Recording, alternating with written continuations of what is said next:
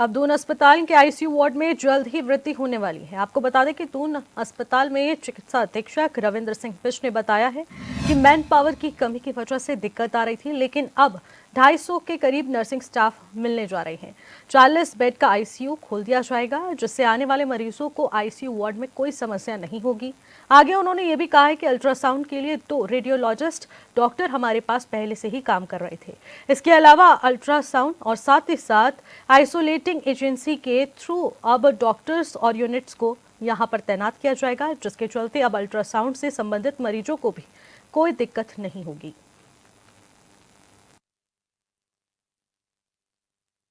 अब पहली बात आईसीयूज की, आईसीयू इंफ्रास्ट्रक्चर तो हमारे पास एक्स्ट्रा बिल्कुल तैयार है। हमारे पास मैन पावर की कमी की वजह से हम उनको नहीं चला पा रहे थे। हमारे पास इस वक्त 250 करीब नर्सिंग स्टाफ का रिक्रूटमेंट हो चुका है, पोस्टिंग के पार्ट में बचे हुए।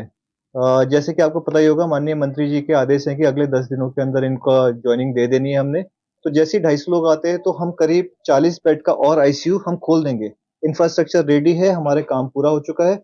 जैसी मैन पावर आती है हम वो चला देंगे। एक तो ये हो गया। दूसरा, आप क्या कह रहे थे? अल्ट्रासाउंड का 2 डॉक्टर्स हमारे पास रेडियोलॉजिस्ट अपने पहले से काम कर रहे थे। इसके अलावा हमने एक आउटसोर्सिंग एजेंसी के थ्रू भी हमने अल्ट्रासाउंड का 2 यूनिट उनकी लग चुकी है, जिसमें कि लेवल 2 जो गायनी ऑप्स पेशेंट्स के लिए यूज करते हैं, एएनसी पेशेंट्स के लिए, वो हो रहे हैं। और डॉपलर भी स्टार्ट कर दिया है।